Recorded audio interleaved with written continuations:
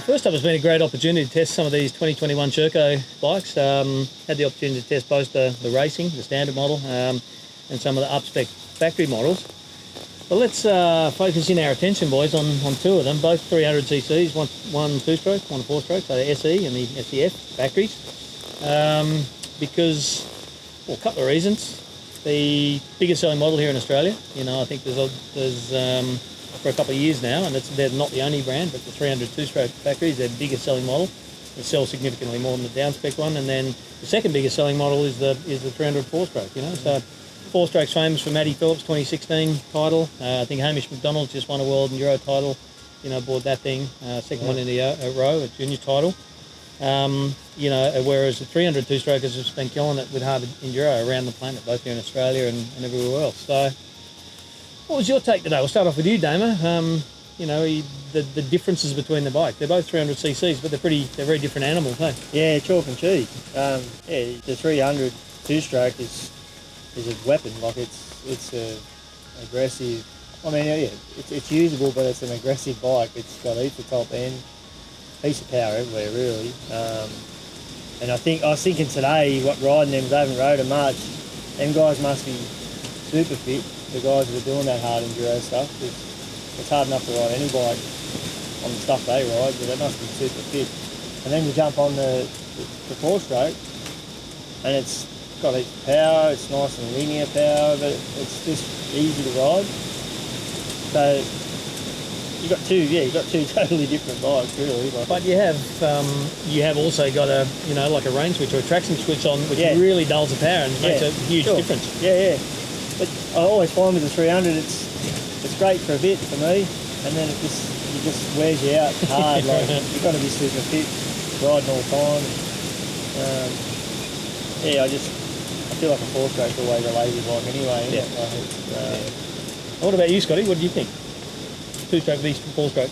Yeah, I think the 300 two-stroke would be more for me suited to what sort of riding I was doing, whether it was trail. If I was trail orientated, I would stick towards the two-stroke, I think, a bit more, because it's plods along and it seems like they excel in that extreme sort of stuff. And same with if you got it on any sort of loamy or sandy or anything like that, it'd be unreal at that as well. But from the racing side of things, I'd choose the four-stroke, I think, just because it was the more you sort of revved it, the better it worked, and it was still quite playful, and it was pretty easy to ride for a long period of time, I would say. So yeah. I've always wondered, okay, so if the four-stroke's so much easier to ride, so much more versatile and doesn't beat you up, why is it that everybody goes to two-stroke for extreme terrain? Because it's lighter? Is it simply that? Because you got a pipe that you're going to stove in on the second log of the day? I've always wondered that. Yeah, they just seem they're easier on hills and that, which you think would be. I found two-strokes ride up hills a lot easier. Yeah. They don't seem to chew the ground up as much, and they're easier to stop and turn. Where you got the four-stroke and a bit heavier engine, it gets heaps hotter. They run a lot hotter, eh? Yeah. And I think the four-stroke more you can just sort of sit on it and be that little bit lazier and just sort of track it around, and just you can lug it sort of corner to corner and link things up. Whereas the two-stroke, for me, if I'm not on it riding at 110%, then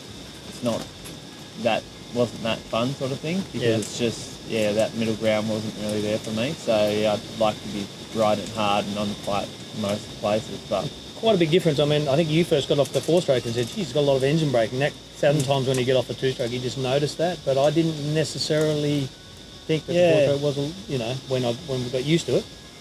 Yeah, well, I'm only comparing it to like a Husky or a Yamaha that I've had, and I don't feel they've got that engine brake like that. They just sort of had, and which is not necessarily a bad thing. Great if you're going down hills, just anywhere. Like it's actually really good. A lot of bikes have gone away from that, but I don't particularly like having each engine brake, but I compensate that by form of clutching. That's what most people do. Ride the corner and ride the clutch into the corner to get through it. But if you're on big long downhill trail section, it'd be perfect for that. Just let it do its thing like a truck, I suppose. I love both of them, but I was feeling like a hero a lot more of the time. You know, getting on the gas that much earlier, coming out of corners on the 4-stroke. You know, I was like wheels down and crossed up, like, oh, geez, there's traction there. Yeah, and the thing doesn't break traction at all, does it? yeah, I think what they've done with that new big end bearing, and I think they've changed both inlet and exhaust cams, so it needs to be revved a bit more. But it actually, you know, and it did really go. You know, it's like any, you can't ride a 300 like it's a 304-stroke like it's 350 or 450. It's you always got to ride like a small boy, right? You got to rev the shit out of it. But what amazed me was actually how much grunt it did have off the bottom, and how you could actually steer it with the rear wheel a lot when you even when you had traction. I didn't find it explosively grunty. I found it responsive, like real. Yeah. It's like the first you go around a corner and it's the initial part hitting the throttle. Yeah, I didn't have that. Didn't seem to have. But this is I'm thinking of. I'm riding a 350. Not as punchy as that, as in explosive hit power. You know what I mean? But it compensates that by being able to ride it. You can't ride a 350 like that.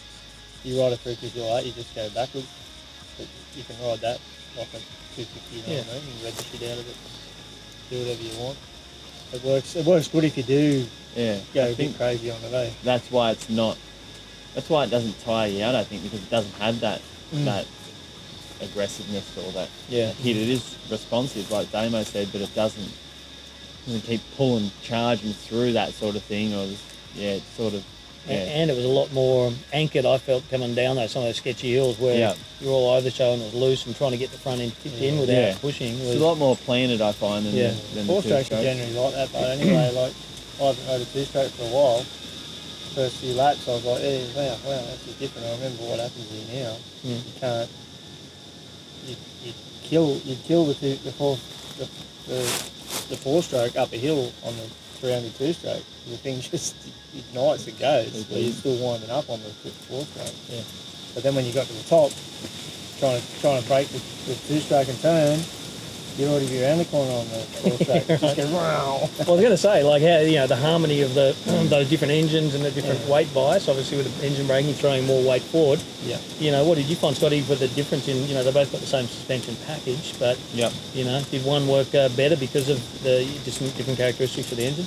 I felt like I could put the 300 2-stroke a few more places that I wanted it to be. I could probably pull it up a little bit easier and turn off things a bit nicer than the 4-stroke, whereas the 4-stroke you sort of just follow that main line and plough through, and they're a bit more planted, the 4-stroke. But the 300 can chop and change things. That's the usual 2-stroke sort of story, I guess. You can cut things up a bit earlier and they, you know, sort of pull up on a dime. So but the 300 4-stroke, once I had it locked into the corner, it was a lot more planted. But like Damo said, the 2-stroke, once you've got a straight line on the 300 and you give it some, it just keeps going, just keeps pulling. So it sounds good. Sounds great. It does sound great. It sounds awesome. Well, could be proof in the pudding time, boys. So let's have a look here. So 300 2-stroke, 14.8. 14,800. You're paying another $700 for the 300 4-stroke, 15.5. What are you taking home? Well, actually, you bought a bike for the first time in your life this year, didn't you? But so getting used to the idea of putting down money. So you're putting down your money, Damo, hypothetically here. Yeah. What are you taking home? For an extra 700, we'd probably go for the 4-stroke, to be honest. Out of the 300 2-stroke and 4-stroke, I'd probably go with the 4-stroke. Only because it's got the acro system that you want to put on anyway, just because it looks good and sounds good with that suspension as well. And to be honest, you have a lot more better rides on a 4-stroke than you do on a 2-stroke. If you're not riding much and you're not really into it, but you're out with the boys. Yeah. If you're not into it, you have a lot more fun on a 4-stroke because you can ride it. Yeah, dawdle around. But if you're having a bad day on a 2-stroke, you're going to have a bad day all day because it's just not as forgiving. You can't. You know, it's all or nothing. Like, well, you're a young pup and fit, mate. Does that apply to you? I mean, earlier on you said the 4-stroke is probably your favoured one, but you know, if you're saving yourself $700 and you put down your own cash, 2-stroke, DIY, all those sort of elements you take into account as well. I think it's dependent on what sort of riding you're going to be doing. Yep. So they're both, like I had a ball on both of them, but I'd choose the 300 4-stroke for what I do, some races, still, obviously transmoto races and still that side of things. Whereas a 300, I feel like you either go on a snotty sort of trail ride, or you're riding like sand or something like that. Something that's where you'd have an absolute ball on it. There'd be nothing else in the world. If you're riding more, you choose to race here. The majority of punters that are going to be, ride once a month or something, I think the 304 stroke's more realistic to just jump on it and have a good ride in any conditions, whether it was loamy, hard pack, snotty, whatever. Yeah. You ideally want both, really. Yeah, You ideally want both. Take them both, huh? Go both, yeah. Well, they might make a 3-stroke one day, mate. You never know. Yeah. Get your ScoMo money and But both pretty impressive machines, eh? It was cool for the first time I've, riding Premoli frame with some Japanese, Clover suspension. It's the first time since I think the 29 Gas I've had the opportunity to do that. It's now the only combination of that, European frame and Japanese suspension on the market. I was only thinking about the other day, or yesterday, when we were talking about this, they've improved like so quickly. When you think about that Sherco we rode, the 450, remember back in 450? They had a 450 that was based on a KTM engine, like the look of the thing. Do you remember that? Whenever that was, 2013? No, 2000. Well, their first real enduro bikes was 2006. Their first 2006, and their first 2-stroke was only in 2014. So look how far they've come. I know, yeah. I remember that first 4-stroke. It was actually not a bad bike, but a lot of stuff they hadn't got right, like the pits were coming loose and breaking and this and that. But it seems like now they've probably progressed quicker than anyone, really. Yeah. And this year model is all about refinement, isn't it? Yeah. Everything they've done, they haven't done crazy big changes. Yeah. Okay, their counterbalancer with their 2-stroke engine, but it's been refinement. So they've obviously got to the steep part of the curve, and they're got all the right components. And I reckon with what KTM do now with their KTM Husky and now the Gas, it's making it better for these guys, because Gas could have been that next step, but now a lot of people are going to go buy these bikes because they don't want something that's the same as the other two. You know what I mean? Like it's a little bit off track, but that's the way I see it. If I was a punter now, and I wanted a 300 2-stroke, I'd go for a Beta or a Sherco, because all the rest are they're all the same. What's the point? interesting feedback, boys. Anyway, great to have you along for the day, and better do it again sometime soon. Yeah.